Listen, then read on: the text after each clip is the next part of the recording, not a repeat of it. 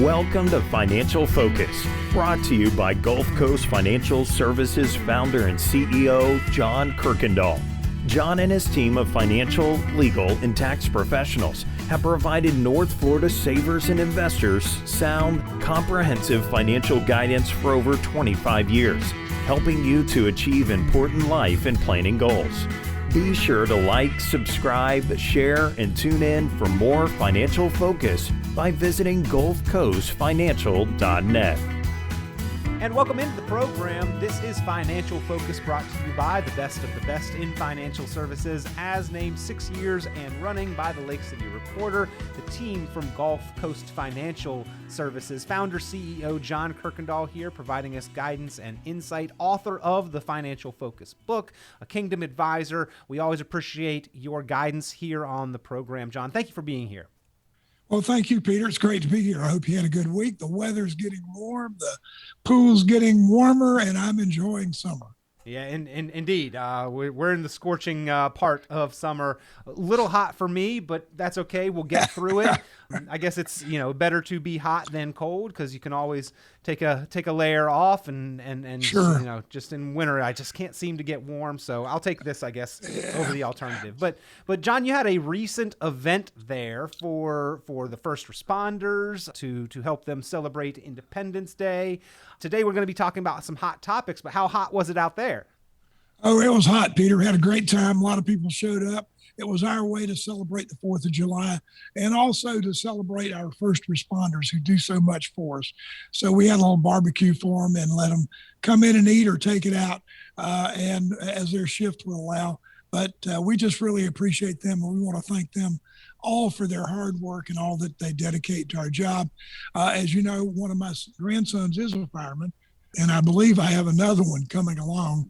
My grandson, who just graduated, said he wants to go to fire school. So real proud of them, I got to tell you. Fantastic. I mean, everybody, I think, recognizes not the easiest career path, but certainly one that is personally rewarding for us, Yeah. and then helpful for the community. So congratulations, kudos, and John, what a wonderful way to sort of give back and show appreciation. Well, thank you, Peter. We really appreciate it. I know a lot of people think that, firemen and policemen have it easy, but in this day and time, they don't. I was talking to my grandson in Jacksonville the other night. He got called out 10 times between midnight and 6. So while they have some time off, they also are putting in some long hours for us, keeping us safe. Yep. Well, they have the benefit of the pension when they retire. And John, we on the program here talk so often about how valuable that is in providing at least a baseline of financial security once we walk away from the paycheck. So there's some trade-off there. Again, not the easiest career path, but some rewards for doing so financially, at least into retirement. But on this program, John, to coincide with the hot weather, we wanted to talk about some hot topics, and certainly the market has gotten a lot of attention. I mean, is this thing ever going to slow down here? It's just been sizzling white hot for like 10 years. We've been talking about we're reaching all-time highs again and again and over and over. Is this a good thing for us? Well, I think at some point in time, Peter, they say you have to burn the forest in order to have the trees grow. And at some point in time, this thing has to crash and burn so that we can have a better market. But in that saying, it looks like in the foreseeable future, due to all the stimulus money we've had, all the economy, the hot economy, the real estate market, everything that's going on right now, the shortages that we're now gearing up after we've reopened the country, it looks like the market's going to go on. Now, that being said, there are a lot of hot topics in the market. And of course, Bitcoin is one of those. That you see that thing go up and down. Everybody wants to invest in Bitcoins because it's the hottest thing. And Peter, I've read a couple of books on Bitcoins lately and tried to, in my old mind, tried to get to understand this thing. Yeah. But I just can't understand how I can have a pocket wallet, a paper pocket wallet, and have all this money being safe and secure, because 9 times out of 10, I can't find my credit card when I pull it out of my wallet. So I'm not sure how I'm supposed to keep my currency, safe. And I don't really understand a lot about it, but we've been working on it. I do know there have been a lot of scams and a lot of money lost. in Bitcoins over the years. Yep. But it's hot. It's hot. Yeah, well, I remember when it was breaking like 60,000 a Bitcoin.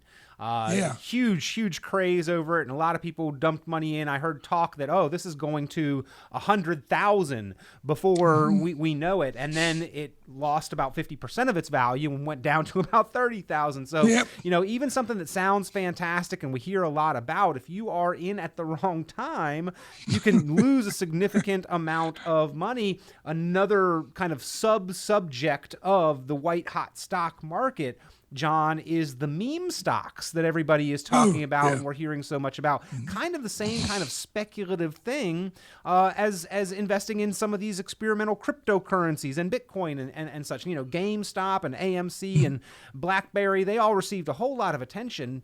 A lot of people made some money, I guess, or a few people made a lot of money, but I think that a lot of people probably didn't fare so well. Well, it's kind of like a pyramid scheme. The first one to get in is the one that makes the money, and later, as the pyramid grows, there's more and more of a chance to lose. When a stock's gone up 1,200-1,300% in a short period of time, somebody's going to lose money, Peter. You know that. Where's the room for it to continue going up? Yeah, especially with the valuations. I mean, there's no rhyme or reason why this is happening, other than there's some people are manipulating the market.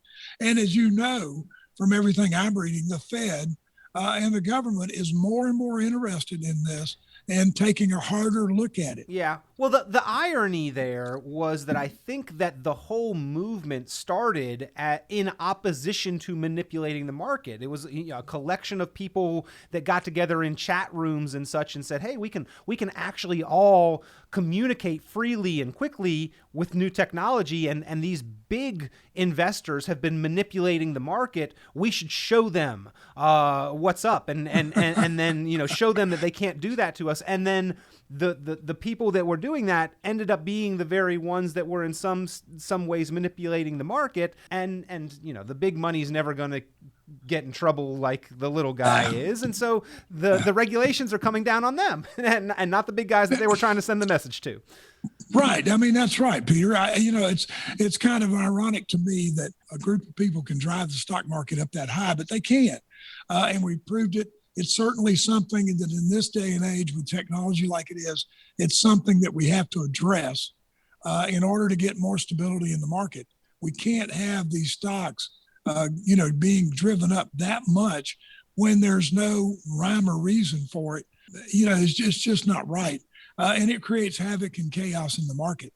Hot financial topic. Another one that's creating some havoc and chaos. Inflation, John. I mean, that's more something tangible that we all know what it is and how it works. We're all shopping. We're all buying things. We're all spending money. It's just that these days we're spending significantly more money on the same things. Yeah, I was talking to a client of mine yesterday who delivers Pepsi. And he told me that last year during the pandemic, they had record sales of Pepsi or any soft drink because people were staying home and they were drinking more in home instead of going to restaurants and out. They have, even though we've opened up the country, they are still selling at more than they sold last year. So people are actually spending more money, doing more things, eating out more, having more picnics at home. It's just people are doing more. I don't know whether you saw that or not, but the Social Security cost of living increase, the COLA is supposed to, right now, it looks like it's going to go up 4.7%. Wow. Next year, which will be the second highest increase we've had, I believe, in like 20 years. Yeah, so which is fantastic unless you're trying to build a house and lumber has gone up 300%. Yeah. Well, you got an existing home and people are driving it up. I had a guy list his house the other day. We have a real estate market here that's not really booming, but it does have certain value. He listed his house, sold it in 3 days, and got $25,000 more than he asked for it because it was driven up by people wanting the house. Now, the bad thing is he's got to go try to replace it, right? Which, I made a lot of money on my house. That was the good news. The bad news is I got to go pay more for less house because I sold my old house. But it's that way everywhere. And material shortage. We're getting a new roof here at the building. It's a flat roof and it's very expensive. So I signed a contract a month ago and we got the permit, which we thought we might have trouble because we're in a historical district. They gave us the permit right away. But I got a call the other day. The roofer can't start because they don't have the materials, because there's a shortage of people, working, building this material. So we don't know when we're going to get our new roof. And that's the way it is with everywhere. People are having to stop construction because they can't get the materials, even though that lumber's gone up 50% more this year than it did the 190% last year. So it just keeps going up. Well, inflation's with us. Yeah, but the housing market has been hot. And one of the things that I think has contributed to the housing market being so hot is the low interest rates. If they begin to creep up, does the housing market stay so hot? Is it still so advantageous to get those longer term debt in the form of mortgages? And isn't that kind of working against savers right now that interest rates are so low? Wouldn't that be advantageous to many retirees if the interest rates began to creep up? But on the other side, would it work against them in other areas? Well, sure. I mean, the thing about it, there's twofold to that. One thing is that savers are hurt because we can't get the returns on the savings, the CDs and savings accounts that we used to get. I remember in 2000, we were close to 10% on a 10-year annuity, 10% fixed. We were at like 6 and 7% on CDs. Now, that is bad because we're not making as much money, but also from a saver standpoint, I got to pay more taxes because that interest I'm receiving is reportable that year and counts as ordinary income. So if I'm not careful and I have a lot of my money in savings, I'm going to create a higher tax bracket for myself and pay more for Social Security and also for Medicare. So that's bad. But now the housing market, while interest rates are low, it's great for great for the refinance market. But we've got a tremendous amount of people that are migrating out of the states that were closed into the states that were more open. So you're finding people from New York and California and states like that moving to Florida and to Iowa and Idaho and just moving Texas. And so we're creating a shift, a demographic shift of people in the United States because of the pandemic. Shifting timelines for when we intend to retire as well. Some of those moves are because the folks are retiring early. Some of those moves are because they're going to continue to work longer. But the shift in the retirement timeline is another hot topic that a lot of us are dealing with. And John, you hit on another one there, taxes, I think is maybe one of the hottest financial topics right now. I know you spend a lot of time dealing with taxes and trying to help people plan to be effective with their taxes. Well, taxes are certainly a hot button now because with all the stimulus money, all the debt that we've gotten, I think somewhere we're like at 190% of our gross product right now we owe. And so we're at the highest all-time we've been since since 1946. And at that point in time, our highest tax bracket was 94%. So taxes have to go up. We're seeing a lot of changes. We've got to stay on top of those. Capital gains is going to change. We've already seen that, income tax is going to increase. We know that there are several other taxes. Inheritance taxes are going to be cut. And so it affects a lot of people. And we have to, as we do those financial income plans, those financial focus income plans, we have to address taxes and how that's going to affect us during retirement. And I just got through listening to a webinar by talking about taxes in retirement and how we have to be proactive in how we withdraw our money so that we can stay within the lowest tax bracket. Well, again, these are hot topics. We're hearing a lot about them. John, that financial focus plan, it either shows people how to address these things or with those things that we cannot necessarily address or control, how to structure the plan to protect ourselves as much as possible against them, right? Yeah. And Peter, you sent me something that showed that 94% of the people in the United States think that income plans or using a financial advisor is only for rich people. And I got to tell you, it's for everybody. There's no reason that someone with not as much money as someone else shouldn't have an income plan and plan their retirement. There's just no reason for it. I mean, especially since we do it for free. I mean, it's very little. We're going to charge them, and so they should be not worried about that. A income plan is for everyone, and I think in that survey, over 60% of the people surveyed who use an advisor said that it was to their benefit to have an advisor. Yeah, actually, I think it was higher than that even. It was over 75%. Yeah. Wow. That the article, the statistics in that, it really scared me. It shocked me.